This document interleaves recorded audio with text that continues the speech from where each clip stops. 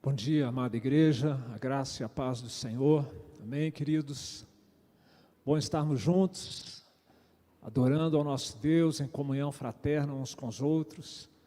É o Espírito Santo de Deus aqui entre nós e nos nossos corações que faz a diferença, irmãos, e está fazendo na minha vida e na sua vida nessa manhã, bem como com você que está em casa, unido conosco aqui também, no mesmo Espírito, na mesma fé. Vamos hoje, meus irmãos, reiniciar a série sobre o Sermão do Monte. A gente iniciou essa série tratando das bem-aventuranças, fizemos uma pausa para uma outra série bíblica solicitada pelo Conselho da Igreja e agora a gente retoma então, depois das bem-aventuranças, com Mateus capítulo 5, versos de número 13 a 16. Mateus 5, 13 a 16. Vamos ler a uma só voz essa passagem bíblica. Você que está em casa também, participe do culto, aí na sua casa, o culto doméstico, lendo conosco em voz audível aí também na sua casa. Leamos juntos, irmãos. Vós sois o sal da terra. Ora, se o sal vier a ser insípido, como lhe restaurar o sabor? Para nada mais presta, senão para, lançado fora, ser pisado pelos homens. Vós sois a luz do mundo. Não se pode esconder a cidade edificada sobre o monte, nem se acende uma candeia para colocá-la debaixo do alqueire, mas no velador, e alumia a todos que se encontram na casa. Assim brilhe também a vossa luz diante dos homens, para que vejam as vossas boas obras e glorifiquem a vosso Pai que está nos céus. Senhor, nós também queremos nessa manhã glorificar o Teu nome, Pai querido. E sabemos que só pela mediação de Jesus isso é possível, isso está sendo possível, ó Pai.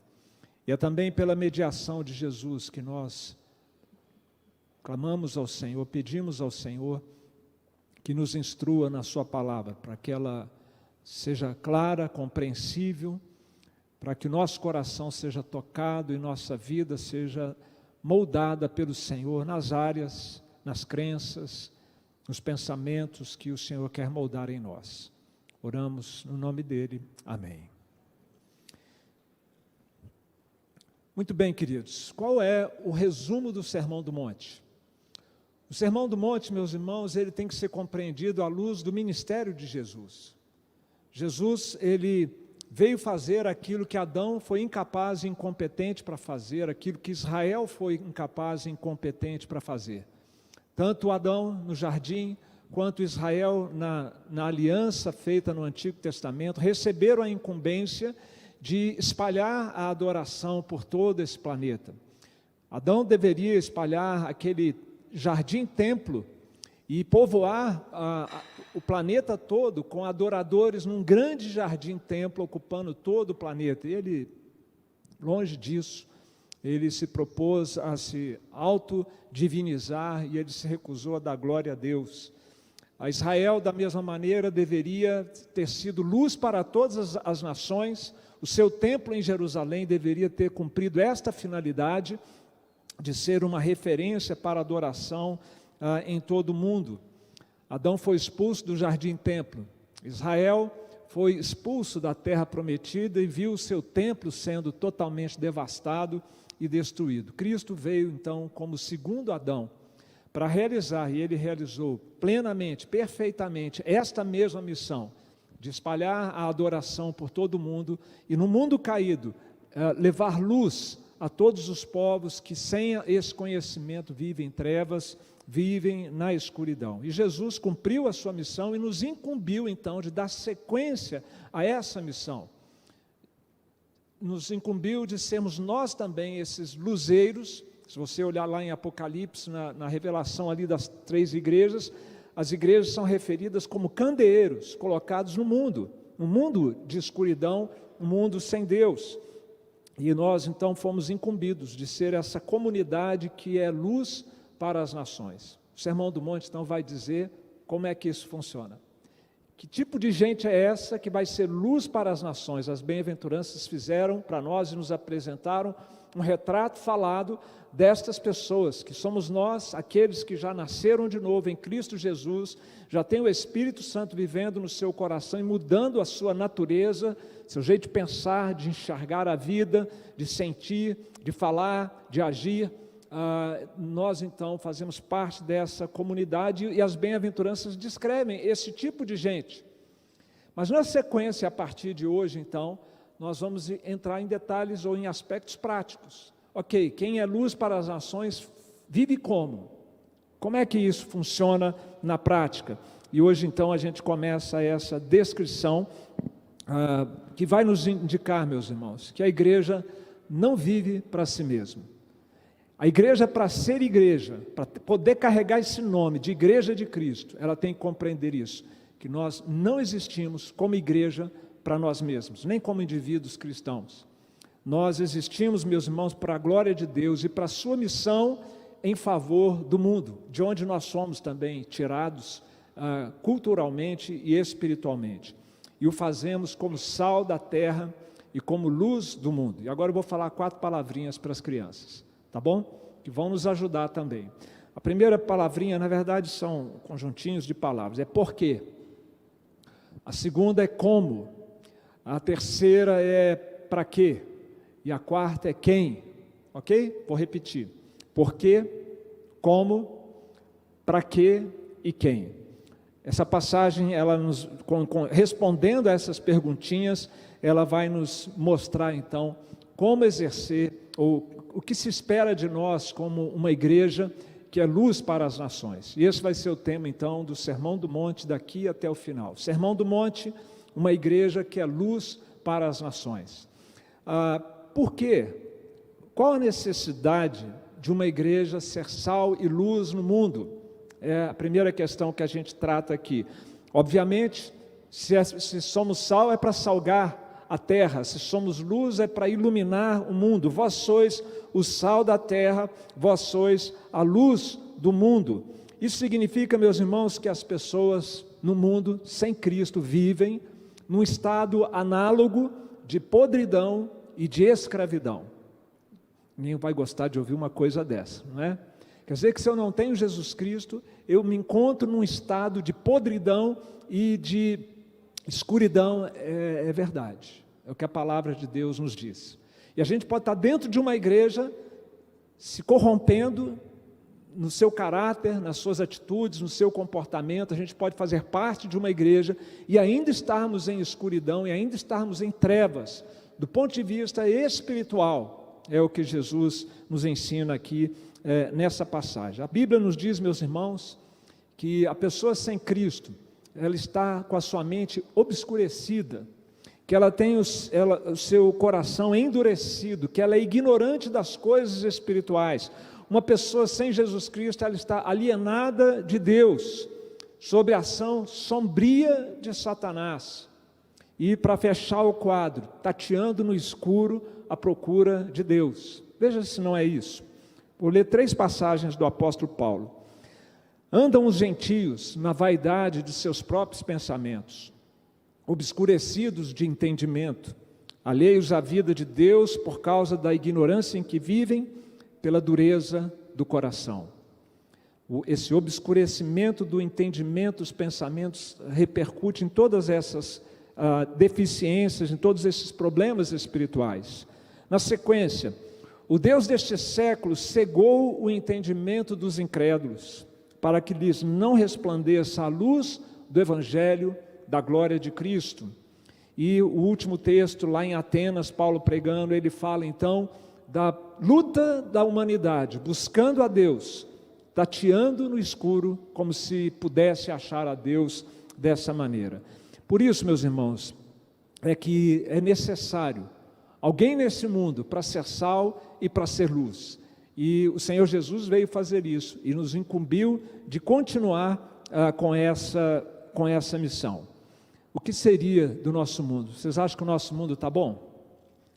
Está tudo beleza aí fora? Na sociedade, na cultura, no comportamento ético, moral da nossa sociedade. Agora, imagina se não tivesse aqui já Se Cristo não tivesse vindo, se a igreja não estivesse atuando por meio de cada um de nós, no nosso próprio coração, na família, no trabalho, na escola, aqui em comunidade, como seria então, se não houvesse essa presença que por meio de nós vem curando significativamente o nosso mundo da podridão e da escuridão? A igreja vem fazendo isso.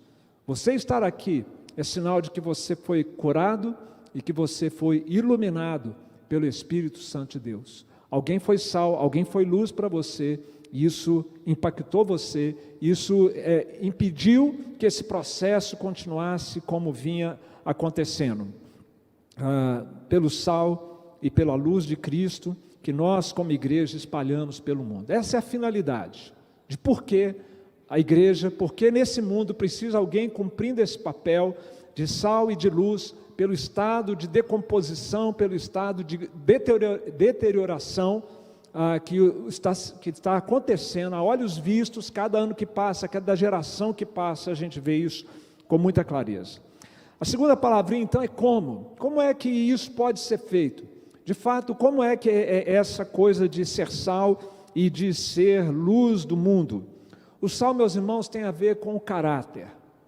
As bem-aventuranças seria mais ou menos como se você pegasse o pacote de sal e olhasse ali a composição atrás do sal ali, tem sal dentro dele, né? Vai estar escrito lá, tem sal aqui dentro. As bem-aventuranças mostram que salinidade é essa, como é a salinidade num ser humano transformado, alcançado e transformado por Jesus Cristo. E nós vimos isso semana após semana, essa descrição, esse retrato falado de um coração transformado, um coração parecido com Jesus Cristo. E a luz, meus irmãos, tem a ver com as obras que esse coração transformado, com essa salinidade, ela realiza, essa pessoa realiza no mundo por causa do seu relacionamento com Jesus. O sal, então, ele tem uma função negativa, a luz tem uma função positiva. Por que o sal tem uma função negativa? Porque a função do sal é impedir a degradação, é impedir a corrupção. E isso acontece, então, à medida em que nós impedimos o mal, condenamos o mal na nossa sociedade, conservando essa nossa salinidade. E a salinidade, então, como eu disse, meus irmãos, é o sermão, são as bem-aventuranças, é a semelhança com o caráter de Jesus. E o que pode acontecer com o sal, segundo Jesus conta nessa mini parábola, é ele perder a sua salinidade, ele ser assimilado pelo mundo, o crente ficar tão parecido com o não crente, a igreja ficar tão parecida com o mundo, que já não presta para aquilo que deveria ser a sua serventia e a sua utilidade. Seria muito interessante se a gente pudesse aqui falar um pouquinho de como era o sal na época de Jesus, mas não tinha refinaria, e o que acontecia é que o sal, passado algum tempo, ele era misturado, aquele pó branco lá no Mar Morto, era misturado com uma série de outros minerais, e quando o sal evaporava, só ficava a aparência do sal, e não tinha a ação de sal, não tinha a eficácia do sal. As pessoas iam falar, isso parece sal, iam chamar de sal, mas não seria mais sal. E isso acontece quando você, quando a igreja, ela começa a assimilar valores, condutas que são próprios daqueles que não conhecem a Jesus Cristo. John Stott, ele fechou essa questão dizendo: a salinidade do cristão é o seu caráter, conforme descrito nas bem-aventuranças. É discipulado cristão verdadeiro, visível em atos e palavras. Atos e palavras que é essa luz que brilha no mundo por nosso intermédio. E a luz, então, é a função positiva do crente no mundo, brilhar nas trevas. E nós fazemos isso, meus irmãos, falando e vivendo aquilo que nós falamos, falando do Evangelho de Jesus, falando da mensagem da salvação, falando da santificação, de como o Evangelho de Cristo, ele transforma vidas, como esse Evangelho afeta todas as áreas da cultura, todas as áreas da civilização, todas as áreas da nossa vida individual. E nós, quando falamos disso, quando vivemos isso, quando demonstramos isso, nós estamos sendo a luz nesse mundo. E o que não pode acontecer, se o sal pode perder a sua salinidade, Jesus diz aqui nessas duas pequenas parábolas, se o sal pode perder o seu tempero, a sua eficácia, a luz também pode perder, ou pode ser impedida de ser mostrada ao mundo pela omissão e pela covardia. E Jesus fala aqui então da luz que é colocada debaixo, escondida, e não no alto para iluminar a casa.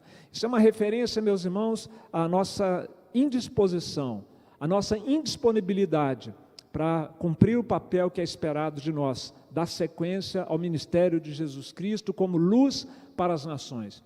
Eu não quero ser isso, eu não quero me envolver com isso, não precisa de tanto. E então a nossa luz, ela é colocada em segundo plano, isso quando o comportamento e a vida de mau testemunho, ao contrário de brilhar luz, mostra trevas e não luz. Sem as obras do amor, o evangelho perde a credibilidade, meus irmãos. E Deus perde a glória que era devida a Ele. Porque quando a luz brilha, quando o sal salga, o seu nome é glorificado. E aqui nós entramos então na terceira expressão. Para quê? Para quê? Porque ser sal e luz, esse mundo precisa disso. É o mundo criado por Deus, que Ele está empenhado em restaurar. Como faremos isso? Pelo caráter cristão e pela conduta nossa, pela pregação do Evangelho. E para que faremos isso? Aqui vem o grande objetivo desse testemunho ao mundo. Nosso Deus é glorificado quando nós fazemos isso. Assim brilhe também a vossa luz diante dos homens, para que vejam as vossas boas obras e glorifiquem a vosso Pai que está nos céus. É o nosso Pai celestial, meu Pai, seu Pai, nosso Pai que está nos céus, a quem nós adoramos, com quem nós temos uma aliança por meio de Jesus Cristo, que derramou o seu sangue por nós. É a esse Deus, Deus e Pai do Senhor Jesus Cristo, que é dado glória quando nós somos quando nós vivemos como aquilo que de fato nós somos, a igreja do Senhor Jesus. E aqui eu preciso fazer uma pergunta para os irmãos: será que realmente nós nos importamos com a glória de Deus? Porque aqui está dizendo que Deus vai ser glorificado com a nossa vida, individualmente, família e igreja. Será que de fato nós nos importamos com a glória de Deus? Sabe por quê? É uma reflexão que todos nós precisamos fazer diariamente, porque existe dentro de nós uma sementinha plantada por Adão e por Eva, que nos leva a sofrer de um mal chamado de cleptodoxomania. Cleptomania, você sabe o que é, né? Mania de roubar, né? Cleptodoxa é roubar a glória de Deus. Todos nós temos instintivamente, meus irmãos, essa coisa odiosa de sermos ladrões da glória de Deus. Pois foi o que Adão e Eva quiseram. Ao invés de dar glória a Deus e viver em obediência a Deus, eles resolveram partir por uma carreira solo à parte de Deus e passaram a fazer de si mesmos deuses e procuraram satisfazer as suas vontades e não as vontades de Deus. Paul Tripp, a esse respeito, ele falou que não existe um dia em que nós não conspiremos para roubar a glória de Deus, que de forma justa pertence ao Senhor. É uma conspiração diária para tomar o lugar de Deus, que eu e você somos tentados, mesmo sendo crentes. E entre as consequências danosa, Tripp complementa, nós não servimos bem, porque nós queremos a glória de sermos servidos. E é por isso que nós não nos importamos tanto com a glória de Deus, por isso que nós não nos empenhamos tanto, não vivemos com uma paixão no coração pela glória de Deus, porque existe aqui dentro de nós uma concorrência com a glória de Deus. E porque nós queremos ser glorificados, queremos nos autoglorificar e queremos ser glorificados, é que nós não aceitamos afrontas de terceiros. Quem fulano pensa que é para fazer isso ou falar isso de mim? Estamos na posição de Deus nessa hora. Por que eu vou me empenhar? Por que eu vou viver como as bem-aventuranças ensinam? Por que eu vou falar do Evangelho? Por que eu vou me empenhar pela obra missionária? Por que eu vou me doar assim, para a glória de Deus? Não, eu quero ser servido. Eu quero cuidar das minhas coisas, do meu reino particular, da minha glória pessoal. A gente não fala isso, Mas percebe como isso está pertinho de mim e de você? Esse é o objetivo final do nosso testemunho. Deus ser glorificado por aqueles que estavam se corrompendo e na escuridão, e que passam agora a enxergar a Deus, passam agora a amar a Deus e dar glória a Deus. Jó, apesar de todo o relacionamento que ele já tinha com Deus, ele viveu essa experiência. Eu te conhecia só de ouvir falar, mas agora os meus olhos te veem. Por isso me abomino e me arrependo no pó e na cinza. Ele achou o lugar dele. E quando a gente acha esse nosso lugar no pó e na cinza, humilhados diante de Deus, é quando nós somos maiores, quando nós estamos quebrantados e humilhados na presença de Deus. Meus queridos, você tem estado comprometido com a glória de Deus, tem feito disso a razão da sua vida, para que o seu Deus e Pai, Pai do Senhor Jesus Cristo, seja conhecido, amado, reverenciado, glorificado, Deus usando a sua vida para atingir esta finalidade. O que tem impulsionado você a viver na prática da palavra de Deus, ou não viver na prática da palavra de Deus? E falar deste Evangelho é a glória de Deus. Vamos à última palavrinha, ou à última expressão agora, é quem? Por que ser sal e luz? Como ser sal e luz? Com qual finalidade ser sal e luz? A glória de Deus. E agora é quem? Já falei várias vezes, mas agora é aquela hora da última volta no parafuso. Quem? E daí? Onde é que nós entramos nesse plano de Deus? É responsabilidade de quem? Da igreja, uma coisa assim abstrata, ou a igreja, eu e você, nós, cada um de nós?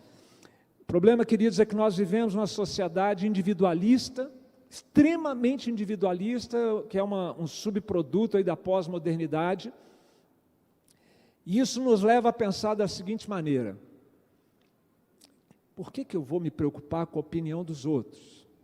Por que eu vou viver assim ou assado, pensando em como isso vai impactar a vida dos outros? Cada um cuida da sua vida, ninguém tem que ficar olhando para a vida de ninguém. Percebe como esses pensamentos são tão fáceis de vir à nossa mente? Por que eu teria que me policiar para ter um bom testemunho?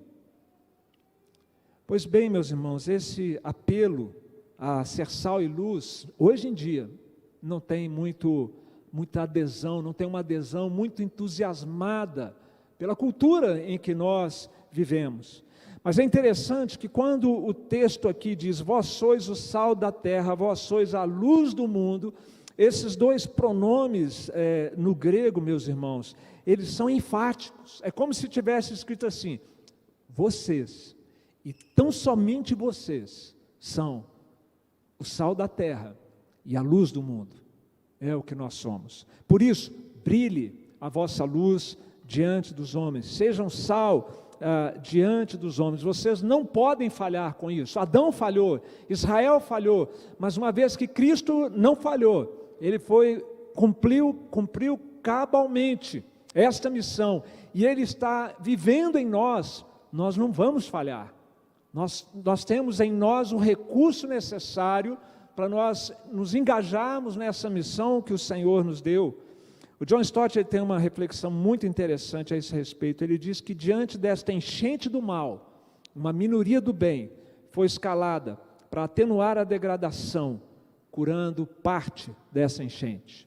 Há uma escalada do mal no nosso mundo, meus irmãos. É desanimador ler as notícias do dia, ler o que acontece na área da política, da saúde, da segurança, da educação, dos relacionamentos, enfim, olha, esse nosso mundo é deprimente, é uma verdadeira enchente do mal, e a enchente ela vai crescendo, crescendo e crescendo, mas Deus, na sua soberania, na sua onipotência, Ele enviou o seu Filho e escalou uma minoria do bem, que já está fazendo diferença. Não precisa de muito sal para dar tempero numa grande quantidade de carne, para impedir que uma grande quantidade de carne se corrompa. É com pouco mesmo, é como um fermento também, uma outra metáfora, precisa de pouca coisa. Se Deus está presente com seu poder onipotente, não precisa de muita gente, não precisa de quantidade, precisa de compromisso, precisa de engajamento. E é interessante, meus irmãos, que antes de nós sermos designados como sal e como luz, Jesus se antecipou a nós. E Ele se declarou como tal, Ele se declarou como sendo o cumprimento dos profetas do Antigo Testamento que vislumbravam no futuro um Messias que viria para ser luz para as nações. E por isso Jesus disse: eu sou a luz do mundo. Quem me segue não andará em trevas, pelo contrário, terá a luz da vida. E é muito interessante como outras profecias, que também falam de Jesus como luz para as nações, se aplicam à igreja. A mesma profecia serve para Jesus e serve para a igreja, porque nós somos um com Ele. Ele é o cabeça e nós somos o corpo. E o apóstolo Paulo, ele fez isso assim, explicitamente. Quando ele pregava numa sinagoga, os judeus rejeitaram a sua pregação do evangelho, então ele falou: ok, eu precisava pregar primeiro para vocês, mas agora eu vou para os gentios. E sabe qual foi a justificativa que ele deu?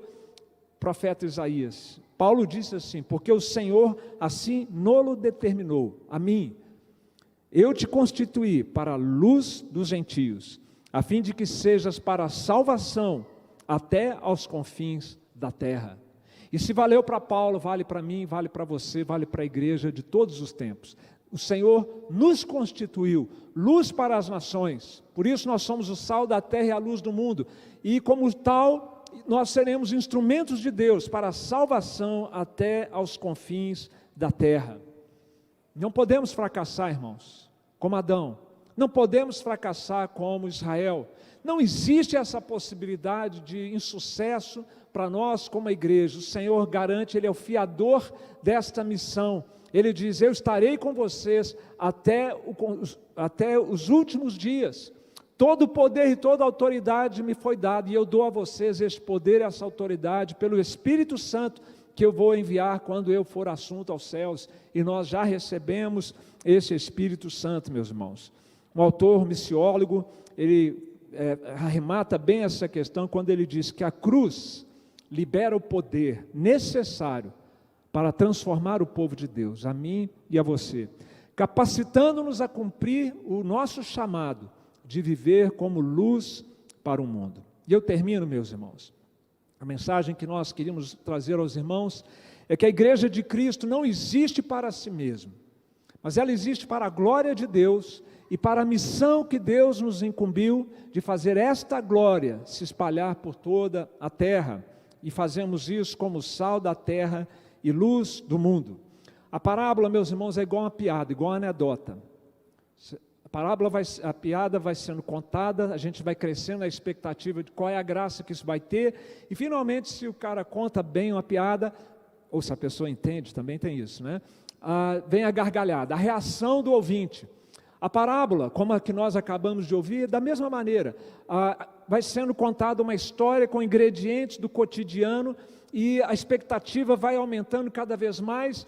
O que Jesus quer ensinar, e o que eu devo fazer com isso? E finalmente, quando nós entendemos, fala: peguei, entendi, vou fazer, vou viver dessa maneira.